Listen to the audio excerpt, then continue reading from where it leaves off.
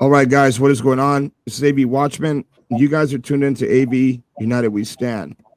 We'll give it a few, let people join in. I know it's been a minute since I've been live. Today we have a special guest, Mr. Paul Dotsey. And we're going to sit down and talk about everything we have going on over here as far as it goes with who he is and dirt samples that we've collected and different things like that, and why it's so important to bring science and get science involved with folks that are, missing. So we'll give it a few and let some people join in. Paul, you there? Yeah, I'm here. Okay, awesome.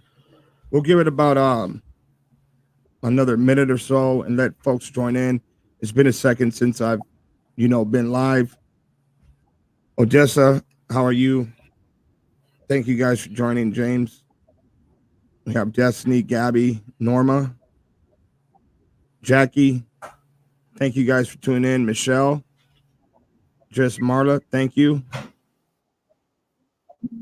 All right, there we go. We got everybody starting to join in now. So, guys, like I was saying, we have Mr. Paul. He's in here. He's going to give you guys a little bit of his background. That way you guys know exactly who he is. But before we get started here on this live stream, I wanted to say thank you to each and every last one of you guys for all the continuous love and support.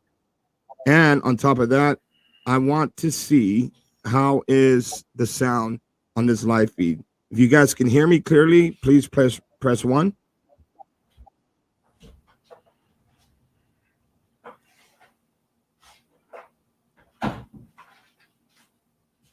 Hey, small fry. Sorry about your kitty. Okay, all right. And Paul, can we do a mic check for you as well? Make sure everybody can hear you. Test 1, 2, 3. 1, 2, 3. Mic check. You guys hear Paul? You guys please press 1 again if you can hear Paul.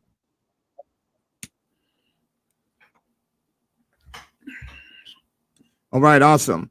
So what we're gonna do is I'm gonna have Paul go ahead and talk to you guys and let you guys know how important it is, this type of work, that he actually introduced me to the type of work that I'm getting into now. This is a whole nother side of the searching that I've been doing. This is the science side of it. And I trust this guy and the advice that he has that he's given out. So if you guys can, just a simple, hello to Paul. And I'm going to go ahead and turn it over to him now. If you can, just, let everybody know who you are and, where you came from in life and what led you up to today. Okay, so I retired in 2009 from the Mammoth Lakes Police Department. I'm sure you all know where that is, up in snow country. And shortly thereafter, I went to volunteer with a group called History Flight.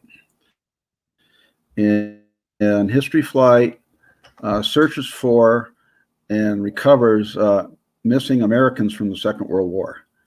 So as far as it comes, what we do is complicated. We got a tremendous team of scientists, anthropologists, archaeologists, and researchers, and we've been very successful. And no one had ever brought a dog in history to a World War II battle site. And my first dog, Buster, was the first one.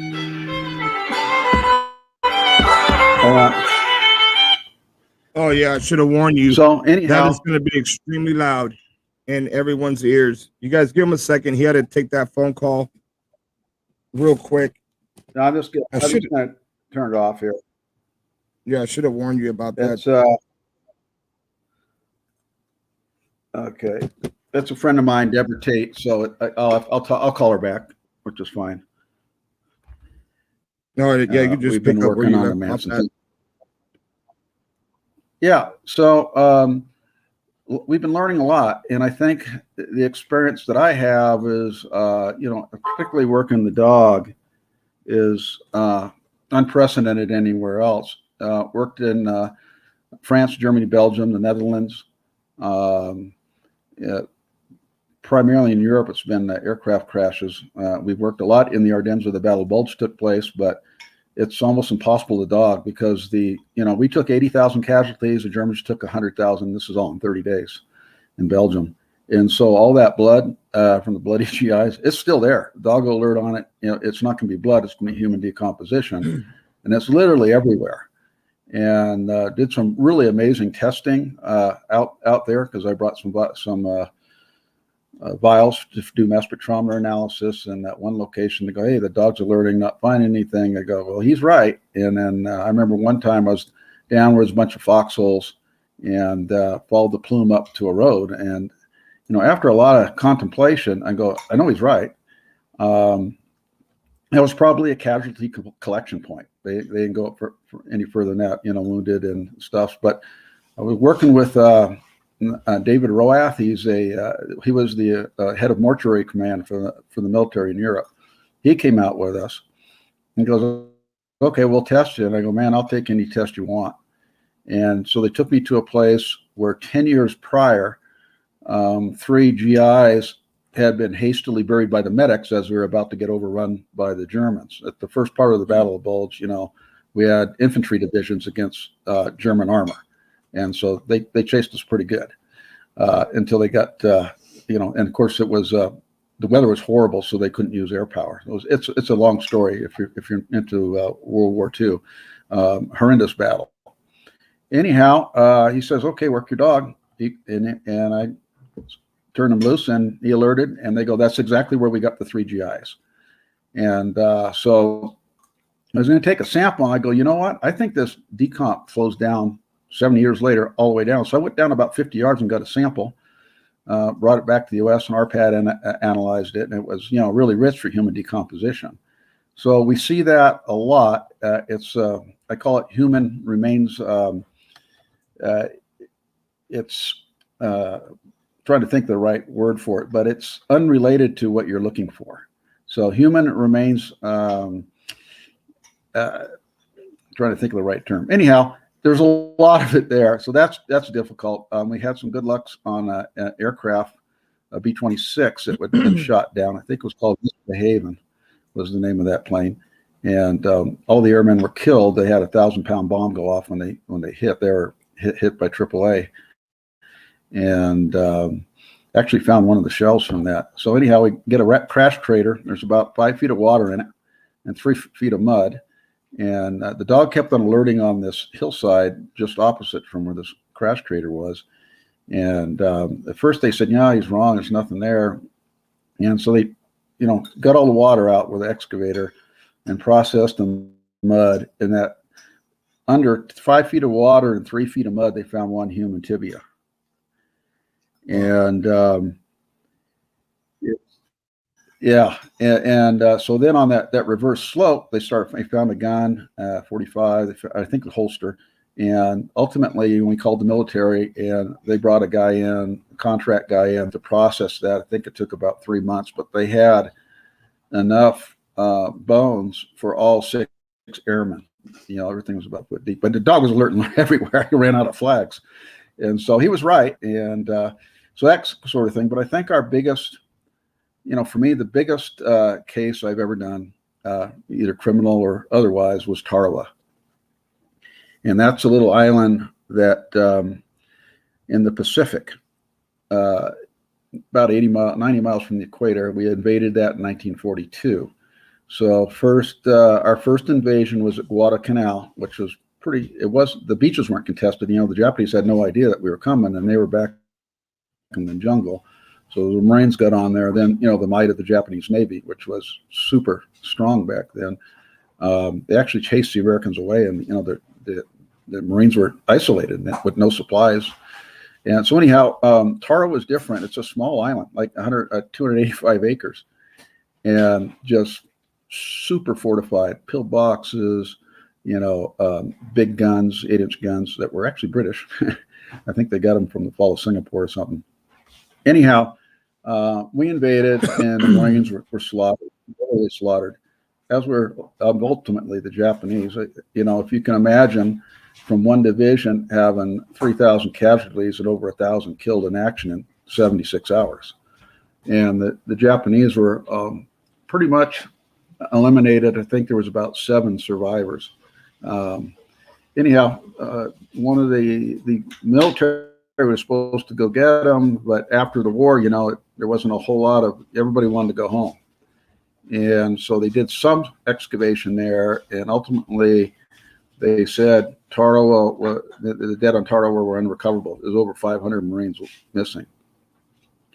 So we did find some onesies and twosies. You know, we found healer by this apartment complex, and dug down. There's like 5 Japanese soldiers and 1 American, and it looks like they just got in a big fight and killed each other. I mean, there's saber wounds on the American, and there's 1 Japanese soldier, because, you know, it fills with dirt after they decompose, and had 5 M1 rounds in his chest. And you know, so it was the weapons were taken, but they just buried them where they were. And we're never supposed to bury Americans with the enemy, but you know, it was such a horrific battle that, you know, and it's, you know, 90 degrees there with about 90% humidity. They just had to get everybody under the ground, so it was mostly trench burials. And they did do some cemetery burials. And then after the assault troops left, you know, was the 2nd Marine Division, the Seabees came in and leveled the island and destroyed all the markers where the Marines were buried. And that's the problem on Tarawa. And so there was a Marine that was found by a Peace Corps worker. They were digging a lamppost, and they found some bones. And it turned out, you know, there's some Marine, you know, like his canteen and stuff like that, helmet things in. But no one at JPAC, who was responsible for recovering these, ever thought to like mark the place or find out where it was. They just flew in, took the bones, and left. So I really wanted to find that. And so I, you know, at the same time, unbeknownst to me, their head of geospatial intelligence was also trying to find that spot. But they had the might of the U.S. government. But people that know me know I think a little out of the box, probably a lot. Had a few supervisors like me put me in the box and roll me down the street. So I started calling the Peace Corps to try to find out who it was. We know it was a female. It was in the year 2000. And I was there in 2000, well, 3 trips to Tarawa. And so I, you know, they kept saying, no, we don't have any records and all this stuff. But, you know, you never give up on the first phone call, because in a big organization, when it's the government, you may get someone, a nice guy. So I think after about 3 or 4 calls, I got a nice guy. He says, yeah, I was on Tarawa. And I remember that. In fact, we had a little newsletter, you know, for the Peace Corps, that we don't have a presence there anymore. So he said we had a picture of these guys holding up these bones. So we have an agent on the island who, because a lot of times they find Marines when they're digging a hole for trash. That's probably the most they find, common occurrence. So our guy, CADAVER, goes over there. I email him the picture, and he goes, I know all 3 of those guys. Well, one of them's deceased. So they got them together, and it was against a big metal building. And he went over there, and at the same point, we had a dive team, you know, looking in some of the tanks that sunk. You know, everything got blown to heck, you know, during this battle, and Marines died like, you know, flies, literally. So he tells us where that is, and you know, and he talks to the guys to get the place, and then I get to go over there with Buster, and he's now on 3 legs. He lost 1 to cancer, and I got to search him. He alerted on what had to be a trench burial, and then up against the building.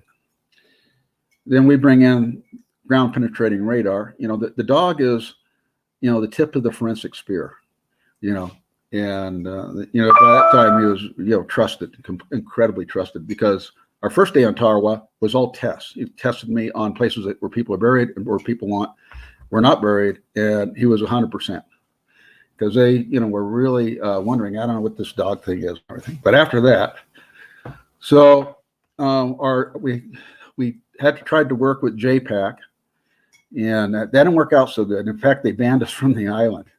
They were supposed to meet us there, and then they banned us from the island. And then the President History flight his father was in the diplomatic corps, was able to get us back on there. And after, we gave them all the data, everything, GPR data, stuff that. And then they tried to ban us from the island. So I think when we went there this time, no more Mr. Nice Guy. And right, I dog alerted, and then the building, and then I'm done. It's like my job was 5 minutes, and ultimately bring in the ground penetrating radar, and they get a trench. Right, he's right next to it. It looks like a big puddle of water there because the graves. People compress when they're down. So he was like within 5 or 10 feet, which is really good. And it took them 3.5 months. There was 35 Marines in that trench burial. One of them is Lieutenant Alexander Bonnyman, who was a Medal of Honor awardee on the honor, 4 Medal of Honors awarded, and he had just disappeared. With all these other Marines, they just had to get him under the ground. So to bring, for the guys, the experts that we use are the best in the world, and to bring one Marine out of the ground, it's 24 hours worth of work. 3 days. It's paintbrush and trowel. And they got them all out. And after 3.5 months, and they go, well, Buster was alerting over at this building over here, about 20 meters away. And they go, well, let's just dig along the edge and see what happens. So they digging along the edge because it's pretty spread out. Boom, they find a Marine. Then they find another Marine. Then they find another Marine. And the building owner comes out and says, hey, collapse my building. You're digging a hole under it. So Mark Noah, the President History flight, brought over an engineer from Australia who made everything safe and everything, and they ended up getting another 12 Marines, which is so a total of 47 U.S. Marines. They had to bring 2 C-130s in to take them back to the United States for identification, and they have their stuff on them. You'll see a guy, like a BAR man, and he's got all his BR magazines around, in his belt around him. And I was there when this happened, so I'm always gone. I've never seen anybody recovered because that's not my job, and plus I don't have the patience. My job is, to be the tip of the spear, go out there and find, and then bring the radar in, and that seems to be a pretty good combination. To this day, JPAC, which is now DPMO, refused to use the dog or ground penetrating radar. Go figure. So, the system's pretty broken. And then, we went to Washington, D.C. Mark and I talked to my congressman, was the ranking member of I guess it's the military committee there. He's ranking member. It means that he was the number 2 guy, in the minority. And House Armed Services Committee, that's what it is. So anyhow, there's a really great congressman from, it was in Chicago, I believe. Yeah. And he, Congressman Lipinski, and he really helped us out a lot. And he essentially passed a law saying, hey, JPAC's not finding anybody. You got to find 50 guys a year with their millions and millions of dollars. And we're doing it for pennies on the dollar. Yeah, because we got volunteers and stuff, and no pensions or anything like that. So they actually outsmarted everybody. So they won't use the dog or the radar, and they didn't want to go to Tarawa. So what they did is they went to the Punch Bowl. That's in Hawaii. That's where their headquarters is. So they started digging up all the unknowns from Pearl Harbor and unknowns from Tarawa, and doing the IDs would even having to leave home. So, like I said, the system's broken. But that was a lot. But the amount of knowledge that we gained by doing this is unreproducible anywhere else. So we have a lot that that we know, and a knowledge base that we know, and that doesn't exist anywhere else. So that's the my brief story for doing overseas work. I have another big story, but it's going to have to be one. It's long and lengthy, but it involves the Manson family, and that's another story one day we'll have to tell, because it's going to be a long one. Yeah, wow. And so anyhow, we we started working sites, and finding them is another thing, but getting the person, getting the sheriffs to do something is a whole nother thing. But I have to say, in defense of LASD, they've been a great department. I have a friend who was a homicide detective there and really helped me out a lot on a lot of things. Yeah, he did cold cases after he retired. He literally worked doing cases until he retired. And I think what I'm seeing in Antelope Valley is they're undermanned, and big time. So typically, what you're going to see, if you're a detective, there'll be a detective, detective sergeant, and probably a lieutenant at a station that size. The detective comes in after the weekend, and there's a stack of cases on his desk, and there'd be several detectives, just all kinds of stuff. And you really have to figure out, you just have to classify them. What is my case that's the best probability of solving it and taking it to court? And from the investigation and getting that case to the DA is very complicated, because if you don't cross your I's and dot your T's, the DA will just reject it. They don't have time. And obviously, a lot of times they'll have the DA, things will come up, and then the DA investigator will try to plug those holes. So when you show up in the morning, there's 15 cases on your desk.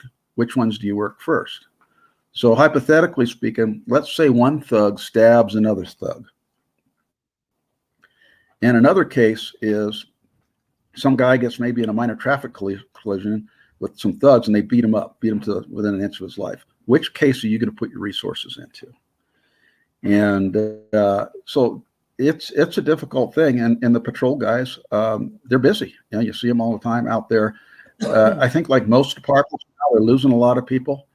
And they're just trying to plug the holes with the patrol deputies, and the detectives are getting these cases, and they're just overwhelmed, and they just have to pick and choose, which one can I solve? Hey, could I do a case? And one of I think I would look at NYPD as an example. They're kind of old school, which is good, but it's a huge department. So when there's a murder, the first thing you want to do is a neighborhood canvass, right? You want to knock on every door and find out what's happening. They don't have that kind of resource. NYPD, say someone gets killed in an apartment building. They'll get 100 guys there, 100 detectives there, and knock on every single door. There are hundreds of doors to get information. It's just incredible what they can do over there. And, it's a city, right? So, there's cops on every corner. But in a rural area like AV, it's much different. So I would say cut them some slack. I believe they're doing the best they can with what they have. And it's just a tough job these days, being a cop. Right. Anything else that you want to touch on? I don't know if you guys caught that. If you're just tuning in, this is Mr. Paul Dotsky. He's retired. You were a detective, right, Paul? Yeah, detective sergeant when I retired. Detective sergeant. And I never wanted to promote. Yeah, I never wanted to promote beyond sergeant, because then you're dealing with too many personnel issues, which I hate. I like hard charges that want to work and not have to deal with the slugs and everything. Right. All right. If we can, thank you guys all for being here. I appreciate you guys, like always. We're going to go ahead and get into the next part of this video, which is going to be the importance on this type of work that we're doing, and these dirt samples. Do you mind touching on the dirt samples, like step by step, what we have to do after we collect them? Yeah, actually, we call it soil samples. Soil samples. There you go.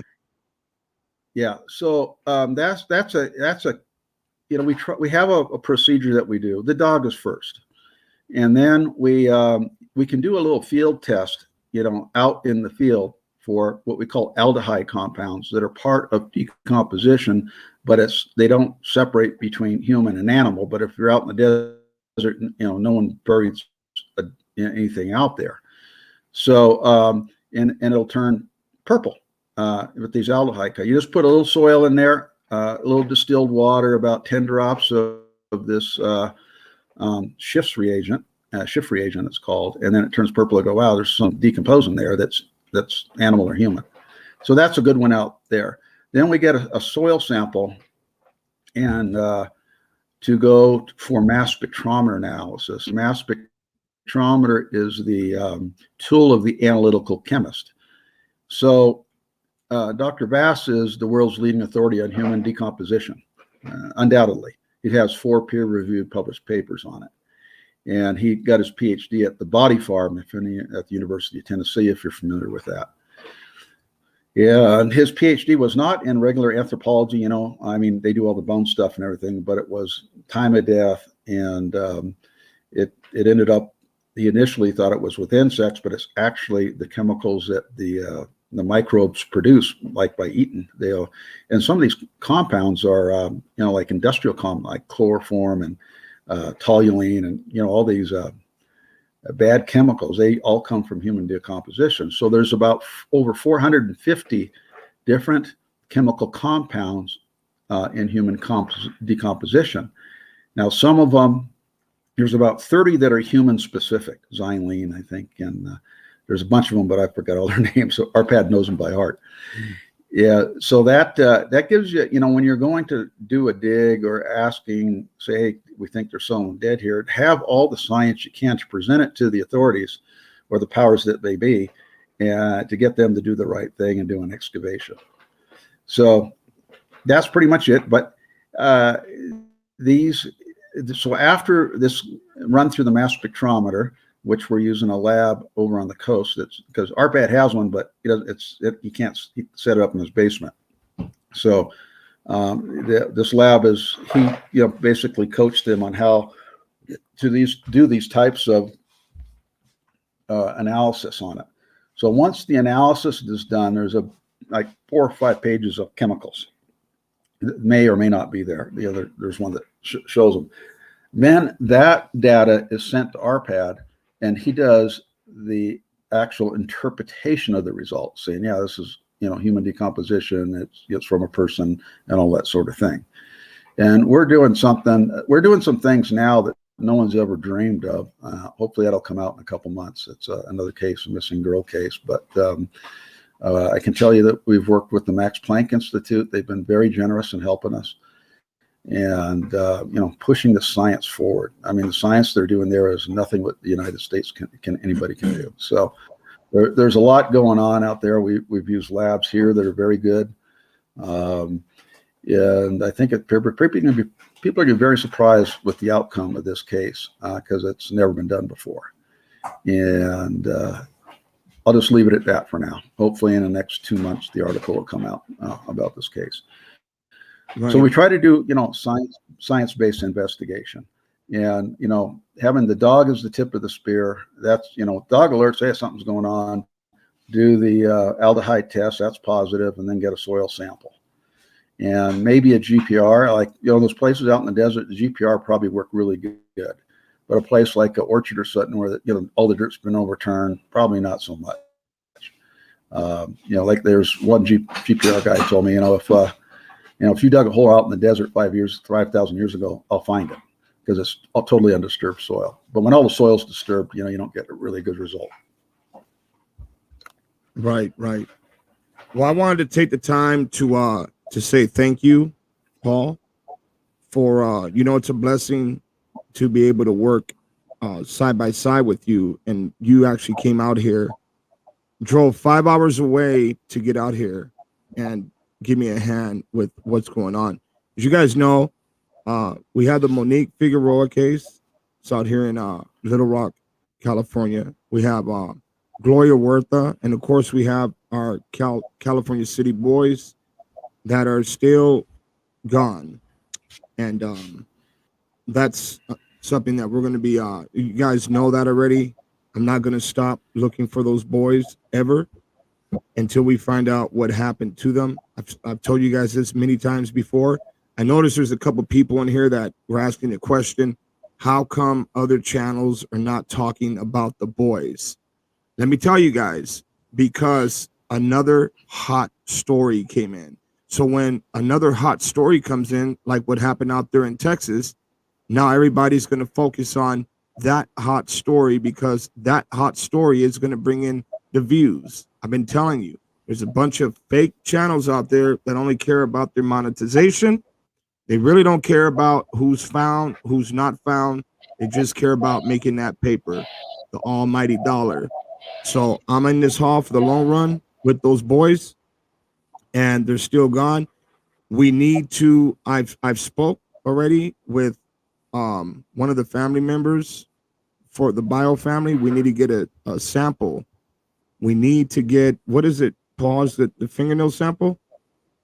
Fingernail right? clippings will have their DNA, and we can put that in Dr. Vass's device and search for someone related to that person, which obviously is going to be the boys, since there's no other relatives there. And this technology is one of a kind. We've been using it for many years, but we keep learning how it needs to be upgraded, and it's pinnacle right now, I think, of what it can do. But line of sight, at least 10 miles, and to find an individual buried. So it sounds like voodoo or crazy stuff, but I can guarantee it works because I know what he's done with it. And on other cases, I mean, you got someone 200 feet underwater. He was about 50 feet off, but the signal attenuates if it's going down 200 feet. So he's done cases just from a hill. We don't know where the murder victim is. Go up in a helicopter, boom, we get it hit. Go over there, get in on the ground, and they find the person, the murdered person. So Right. There's a lot he can do. And of course, Steve and I have been out there, and I've shown him using his device. A second. So using his device, we were just set it up for Caucasians, okay? And we found several of them. We got soil samples from them. Some we know names, some we have no idea who they are, but we know who killed them. And that individual's deceased now, but he killed at least probably 4 women that we know of. And 3 of them we know where they are. We went right to 2 of them. Another one's on private property. We have to talk to the people.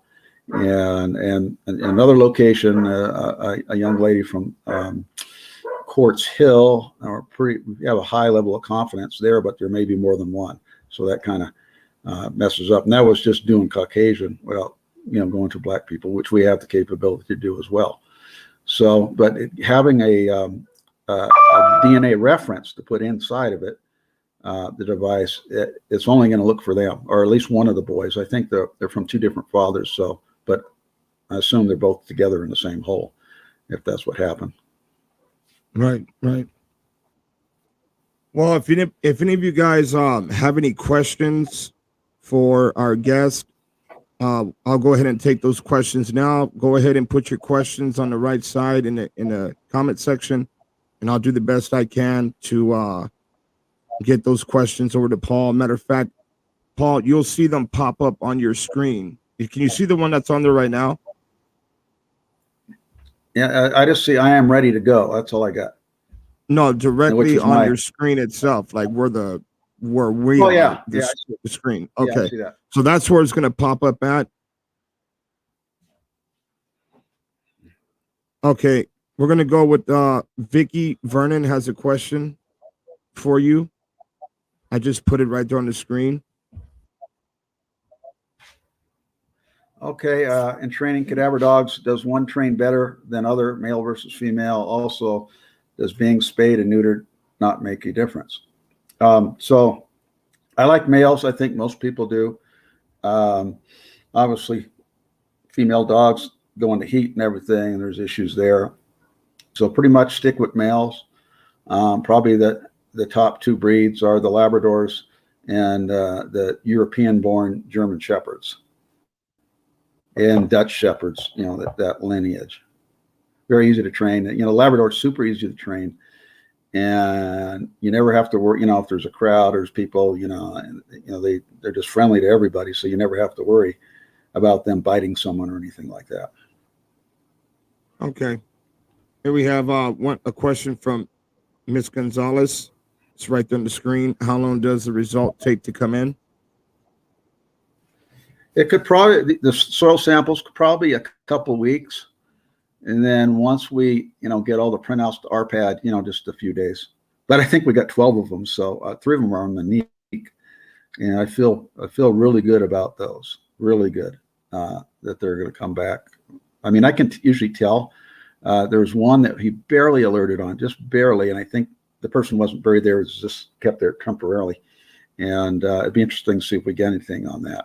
But it was alert, but it was the weakest one I've seen, really. So we got a soil sample. We'll see what happens. You just never know. Fantastic. Here is someone with pain comes strength. She wrote, "I'm not cutting California City Police Department no slack. They failed my daughter and my family by mishandling her case from the beginning in January 7th of 2012 to the present date, years and still nothing." Here's something we were just talking about earlier. Why is there so many people out in California City that are not in the database as missing or dead, right? Deceased? Yeah, there's something going on. First I would ask this person, is she missing? Or was she murdered and they never figured it out or something, which is, that happens. Yeah. Sometimes. If you can let us know, with pain comes strength. I'm trying to look at your picture. You look a little familiar. If you could let us know what your daughter's name is and if she's missing or... Yeah.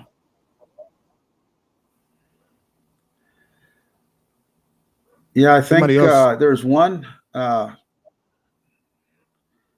missing person that you and I we may have found on our way in, and there was some decent information about this individual, but I didn't even know if it's true. All I can say is a dog alerted about a half mile from the roadway where someone said the individual was buried. And we actually had 2 alerts, but he's right.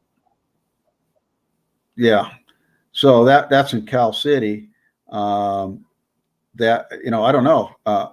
It seems like there's the missing person. DOJ has a great missing person system. Everything's there. You can do it by city or county or whatever, and there's other websites that do that as well. But there's only 2 people on that website for California City, and it seems like people disappear there all the time. So I don't know. It's very strange. Here we have another question. Yeah. Sorry about that. Go ahead, Paul. Yeah. So there's only 2 people. A young man, last name is Tharp, and he's a white guy, and a black girl who's named Desiree. And those are the only 2 people listed for California City, which I don't know. I don't know much about California City, so it may be someone who lives there could enlighten us. That's her mom. That's Desiree's mom. Oh, okay. Yeah, so that's Desiree Thompson. I've actually met her mom before as well. And she's absolutely right. They haven't done nothing for her daughter at all. Okay, well, I think there's a problem.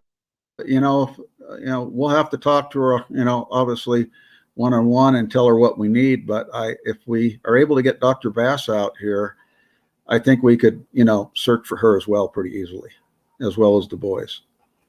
Right. So we have Jules has a question for you. It's posted right there on the screen.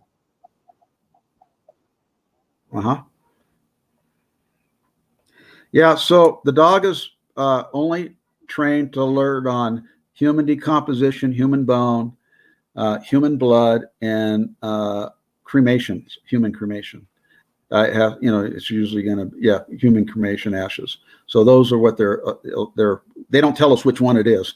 They just, alert on it.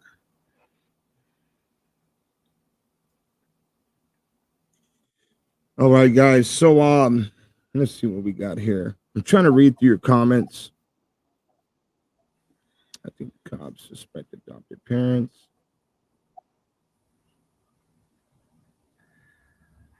Maybe the mother of Desiree might know something about this fellow that supposedly got murdered, by the big white sign as you come in there, and he was buried down the road. Initially, it was thought it was a pastor, but now maybe it's a doctor, and but it's definitely not. He's definitely not in the missing person system, and there is someone definitely buried out there because we found it. Yeah, Could be a Mojave Indian. We end up getting a positive hit right out there by that sign going down California City Boulevard. It's that sign where they would put scriptures on it. I'm pretty sure you know where I'm talking about. What do you think? You think it's about a half a mile in from that sign, or? Yeah, I'd say about half a mile, give or take a few hundred yards. Did we end up getting a sample from there? I think we did. We did. Yeah, we did. That'll be interesting to see how that sample comes back. One of the problems with the desert is that what we see is, like in the wintertime, if there's some moisture in the soil compared to when the soil dries out, we see a 90% reduction in the level of those volatile organic compounds. So sometimes you just don't get a good result. It's better in the winter if you can get a sample. I'm trying to see what this person, somebody wrote something here. It's on the screen. Could Bosco help find? And Colorado, I can't really understand. You see that? Yeah. I don't know. But yes, I do have a dog that was donated to me, and the dog is going to be going through training. Excuse me. Let me see here. I'm trying to find that. See, look, here it is here. Do you see what this person wrote? I told you there was a doctor. See, this is what somebody just wrote. Okay, but the question would be, was this person recovered? Do you know if this doctor's body they got murdered and recovered?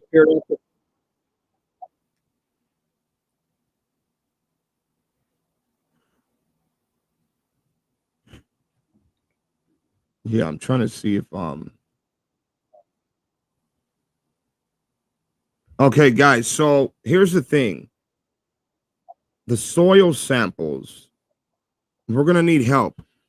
I've already reached out to someone that I've been in contact with for a while, and she's pretty much been behind the scenes and helping out with a lot of stuff. I'm not gonna put her name out there. She doesn't want to be, known like that. But we're going to need help eventually. Now, I could cover some of these soil samples myself, but we're going to need help. And each soil sample is $210 per sample. I need to go and look at my phone. Somebody actually sent for to cover one of the samples already. I think they sent $250 or something like that. But yeah, we're gonna have to reach out to all of you guys here on the channel.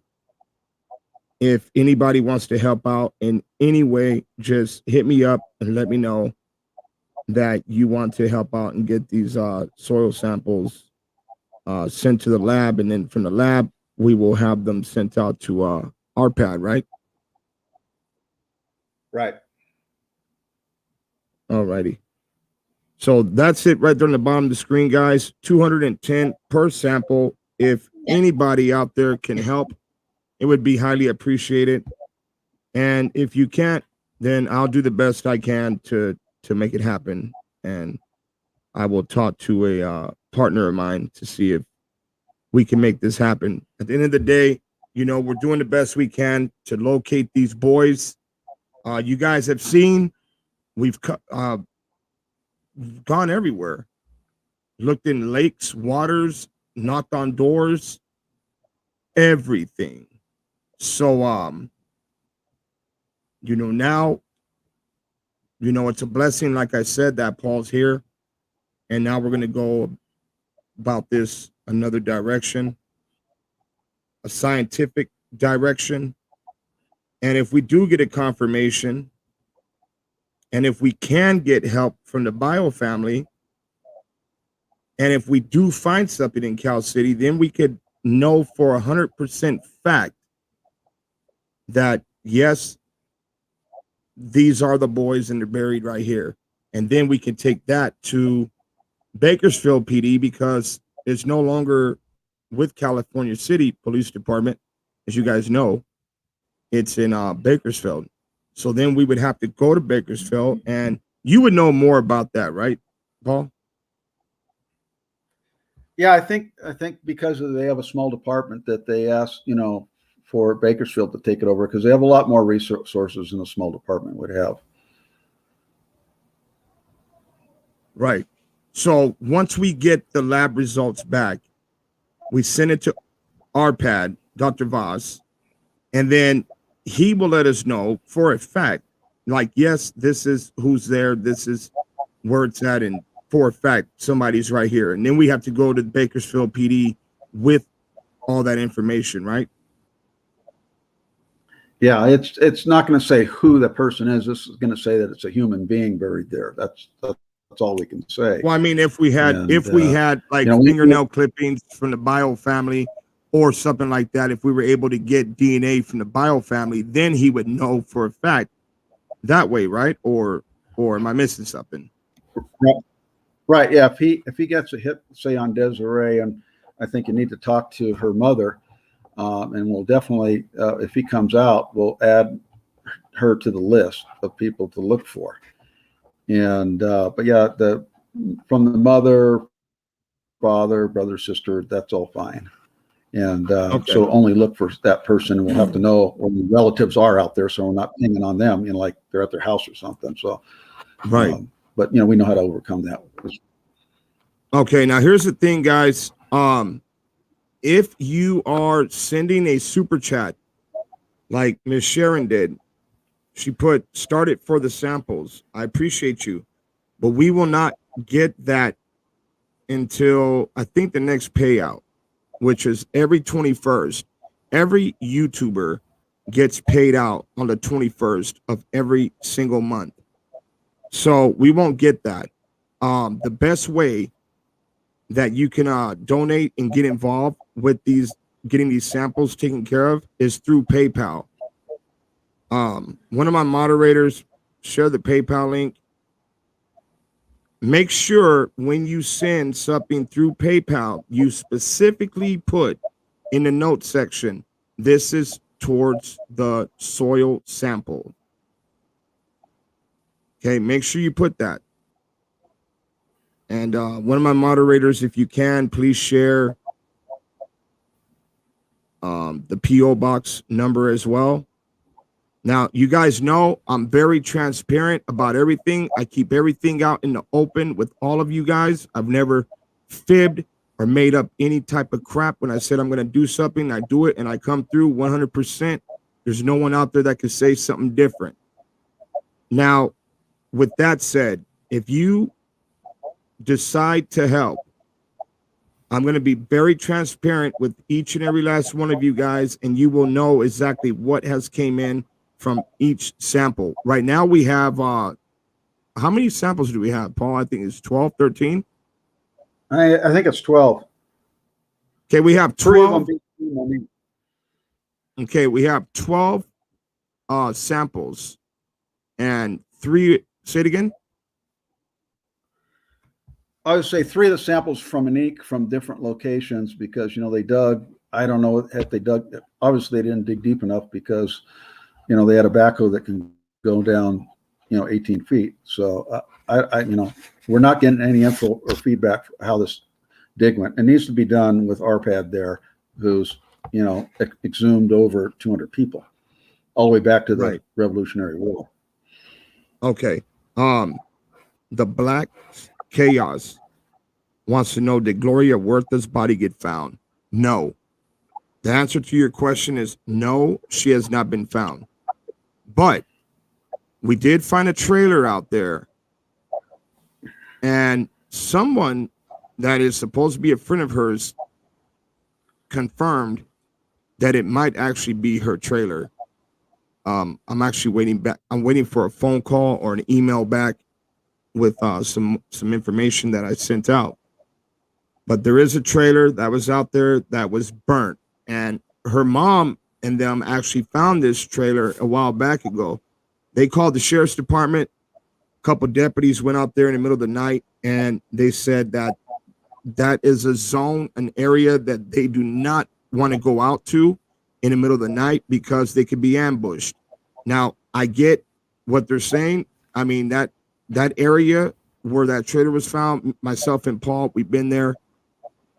Picture being there in night, at the night, Paul, you know, in the night, and you can't really see what's around you, or, you know, what's coming your way. So I understand what they mean about getting ambushed. And then on top of that, they're going out there in their little squad cars, and that's really soft dirt. And from what I understand, they got stuck out there. Now, you guys seen Matt from maybe News Crew get stuck in a truck, a 4-wheel drive truck. So you can only imagine what a sheriff's deputy is going through in a little cruiser. But no, she has not been found. But we did get a sample from that location as well. Did we get? I think we got 2 of them, right, or 1?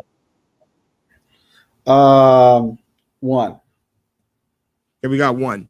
So the whole total amount, guys, give me a second. I'm going to add this up real quick.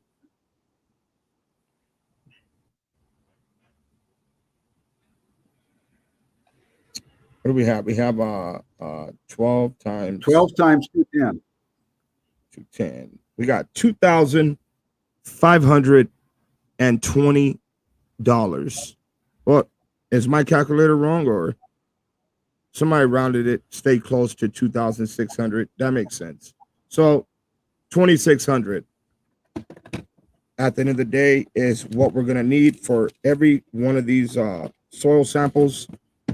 But once I make this phone call, when I get off of this live feed and speak to someone that I know that's been helping in the background, I'm going to see if we could get a little bit more help. And if not, then that is going to be the price. So yeah, the PayPal link is here in the comment section. On top of that, I will leave the PayPal link in the description after this live feed, and I will put the PayPal link again in the comment section once this live feed is done. Let me see, what does this say? Somebody said if we donated $8 each, that would cover the cost of all the samples. Yeah, that would be fantastic, guys. But yeah, is there anything that we forgot, Paul? Anything at all that we need to bring up while we're here on this live? Yeah, just real briefly, you know, how, you know, the sheriff's department work or police department is, and it's real simple. The deputy is the first responder who takes the initial report, whatever it is. Someone stole a bicycle or someone got killed. They take the initial report. When he by the end of his shift, usually, unless you get permission, he has to have his reports finished. So the report goes to the sergeant, okay? And the sergeant may say, not add this. No, you forgot to put this in, or, you know, you misspelled that. So the sergeant's kind of like the school teacher that's kind of mean to the kids because they mess up. So he makes them fix all of that. And then it goes either to investigations or the records, like bicycle got stolen, don't know who took it and everything. That's probably just going right, you know, into a case file records. There's no leads or anything. And then the ones that have workable information, that goes to the detective division, and the detective sergeant will kind of deal those out to all the detectives. Okay, here's you guys, more cases for you. But I can tell you, every day of their life, they have more cases to do than they can finish, and so they just have to, you know, go with the ones they think have the best chance of solving. There's just so many hours in the day. Now, I have a question for you. Since you're prior law enforcement, when a regular patrol deputy is sent out to a location such as the one where Gloria's mom called in for the trailer, how how can it, that was really loud. How can a deputy sit there and say, this is not her trailer and know for 100% fact without turning that over to the lead detective on that case? Is that possible, or? Well, I don't know. I mean, you'd have to know something. I don't see how you could say that or say, hey, I would at the best say, hey, maybe that's her trailer and it possibly fits the description. But without a VIN number or something or a license plate, I don't see how you could say that. Right, right. All right, guys, with that said, anything else we need to cover, Paul, or is that about it? I think that's about it. All right, guys, so there it is there, all the cards out on the table. If you guys want to be a part of history, because that's exactly what it is, you guys please reach out and contact, either send me an email if you guys want to send it to matter of fact, give me 1 second, send it to right here. I just shared the email address down there on the bottom. My moderators are putting the PayPal link in the chat as well. If any of you guys want to help out with getting these soil samples, I will do another live stream. And how about we do another live stream Saturday, and we will tally up what came in, and I'll show you guys. I'll share the screen here on what came in exactly for the samples. So once we get them sent out, Paul, it takes what, a couple weeks for it to come back in, or what? Yeah, for 12 samples, depends how, it's like the lab has a queue, right? And so once they're in the queue, it could be a couple weeks before we get, particularly 12 samples. It's probably at least an hour to run one sample. So it could take a little bit of while, but they'll do it. And I know this scientist, and he's very good. And he, once I put him and RPAD together, basically we're looking for parts per trillion, and most people don't do that. And so, without getting too technical, a thing called a cold finger is used, which you'll see a little headspace on the vial. There's dirt maybe 2/3 of the way up. When that's heated up, all those chemicals get in that headspace and injects in a mass spectrometer. But there's this additional step now using the cold finger that uses liquid nitrogen to compress that sample to get parts per trillion results rather than parts per billion. And the dog detects in parts per trillion, and we discovered that. No one else knew that they could do that, at least these big scenting dogs. Wow, okay. All right, guys. So if you guys have any other questions, now's the time. We can't take too many. I don't want to put too much on Mr. Dotsky here. There is the P.O. Box right there, 2551 East Avenue S, Suite G114, Palmdale, California, 93550.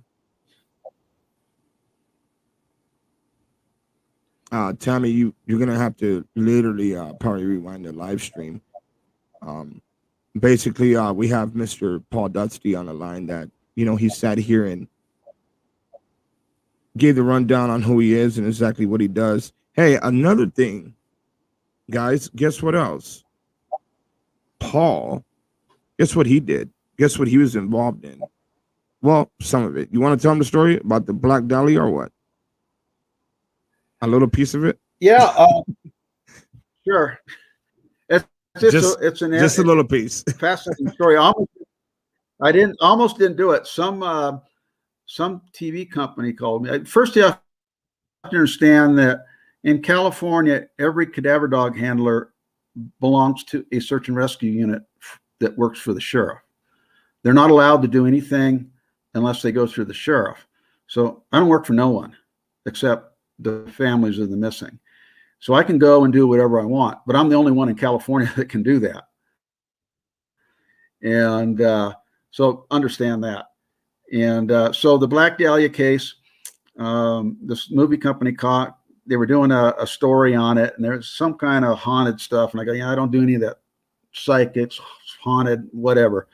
And they go, well, we won't talk about any of that stuff. And you're here just like you to run the dog and check it out. So I go, think about it. So they said, you're going to be working with a guy named Steve Hodel. I had no idea who Steve Hodel is. Now he's a very close friend.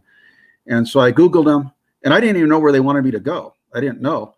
And so I looked him up. I looked Steve Hodel, and I go, wow, this is the author of all the books about the Black Dahlia. And I'm going, I'm in 100%. And Steve was the same way. I talked to Steve, and he says, hey, I don't do that woo. He calls it woo-woo stuff, that ghosts and all that crap. So, but as soon as I heard there's a cadaver dog coming, I'm in. I don't care. So we were both thinking along the same way. Wow. And so they, so if you ever been to the house is on it's on Franklin Boulevard in Hollywood. And I don't know what that was. It's on Franklin Boulevard there in Hollywood. I'm experimenting right now with my little machine here. So when you said something that was about, the cadaver dog, you guys both agreed to go ahead and, work on it together. That's when I hit the applause button here. Okay. Go ahead. I'll just be like the regular adult in the room. Save your applause till the end. Okay, so anyhow, we go up there, and the house was designed by Lloyd Wright, which is famous Frank Lloyd Wright's son, and it's kind of a weird place. And also George Hodel, his father lived, who it's strongly believed. I mean, there's a lot of information if you read his books. Was the killer of the Black Dahlia, and other people, including probably Mimi Boomhauer and Jean Spangler, an actress there who kind of hung out a little bit with Mickey Cohen, and it's pretty amazing stuff. So if you know about the Black Dahlia, her name was Elizabeth Short. She was an aspiring actress, and a short distance away, they found her surgically cut in half with a big smile, cutting her, like a bozo smile, like cutting her face, and thus it was very horrific type of deal. So they said, hey, can you bring your dog here? And I go, okay. And I said, I don't do like practice or anything. Either happens or it don't. I don't, it's 100% real. So I said, so the dog, I go look around, I see a vent to the basement, and I go, I'm going to launch him, and he's going to do what he does. I don't tell him what to do. So, and if he alerts, he's going to stick his nose on that vent and alert. So, so you got to have a camera, getting her when he goes around the corner. So they had that all set up, and I launched Buster, and he went around, put his nose on the vent, and alerted. Go, that's pretty interesting. And and Steve was just ecstatic. He's a really good guy, great investigator, and he was a homicide detective at LAPD and retired. So that was pretty cool. But then, they're doing the woo-woo stuff, so I'm leaving, and I go, the golden rule of clandestine grave detection is that you always search uphill, because you don't know where the decomp's coming from. So I go up, and there's a concrete alley there, and there's a big retaining wall, and I take him up there, and he alerts, like right off the edge where it gets draining down. I go, there's something up above there. I don't know if it's draining into the Black Dahlia house or, whatever, but it's super strong. And there was like a little, you see those little steel valve covers, like in the concrete, like we're turning the water on, or, maybe it's a pressure regulator. So I took that off. I didn't do anything. And I had him search over there. He puts his nose right there, because that decomp is coming, going between the retaining wall and going underground and down. And he puts his nose right on it and alerts. And so interestingly enough, 5 years later, 6 years later, I take Bosco. He alerts on that literally went into exact same two spots that Buster alerted 5 years before. So that was pretty cool. Wow. It was really cool. So we brought our pad out with his device, with Caucasian bone. And, the Black Dahlia house has like a court yard and a pool and everything. Right on, where our pad comes out with his device, he goes, yeah, there's a skeleton there, at the Black Dahlia house. And we really think it's probably Jean Spangler. Yeah, we did have a match for Mimi Broomhauer, and it wasn't her for sure. Then whatever's going on up above, it's not very big. So it's either a child or maybe someone got their head cut off or something like that, from the skeleton. We couldn't we have a new way of estimating mass, like how much of a person is there now. So we went, Steve contacted the homeowner, who is a actress. Orange is the New Black, tall girl, about 5'9", and she said absolutely not, through her attorney, don't ever call us again. Apparently she's moved now, so might be new. But Steve's filming multiple episodes right now. On this whole black, he's got a really cool series on the Black Dahlia case, and of course Arpad and I, he wants us to come down and be have an episode of everything we do. So it's a iconic case, so to speak. LAPD still has that assigned to a detective as part of the caseload for these cold cases, but they want to talk to us. So essentially, if it ain't their idea and they can't take the credit, it ain't going to happen. Wow. Is that it? That's about it. I mean, there's, all right. You ready? I should also mention where that house. Yeah, let me just add that when this Black Dahlia thing took place in 1947, so that hillside there behind, where the movie actress and that was just a vacant, hill. And George Hodel had an old Army Jeep, and him and his son used to drive up and down that thing and play. So it's what people weren't living there, was just a vacant lot that's kind of steep back in the day. Okay. All right, guys. So we had thank you for sharing that. I'm gonna applaud now. Hey guys, I'm gonna have way too much fun with this. So we have Miss Julie Ann. I received your PayPal of $50, Miss Julie Ann. Thank you.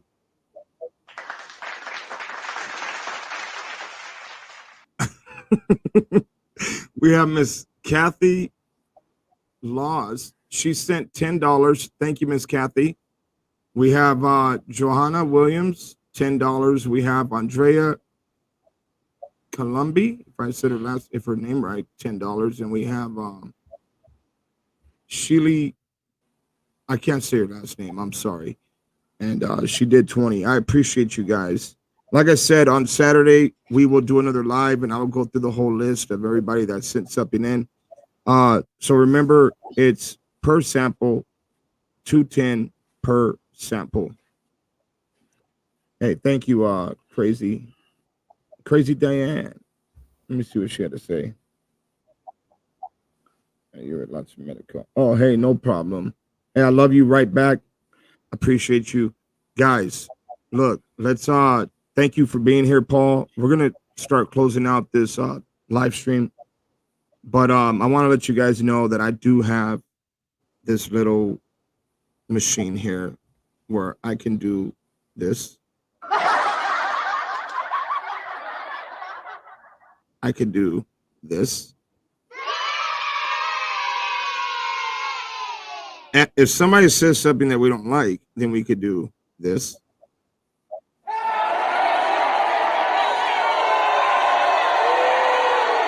And then if somebody says something that is just like out of this world and we can't understand it, then we just do this. All right, guys, I appreciate you guys, man. I love you guys. Thank you, Paul, for being here. I know everybody appreciates you, man. And I appreciate you for, you showing me the stuff that you've showed me already, just in a couple of days that we've gone out, and, I do thank you. I thank you, Paul, for doing that, taking the time out of your life to come out here and do that.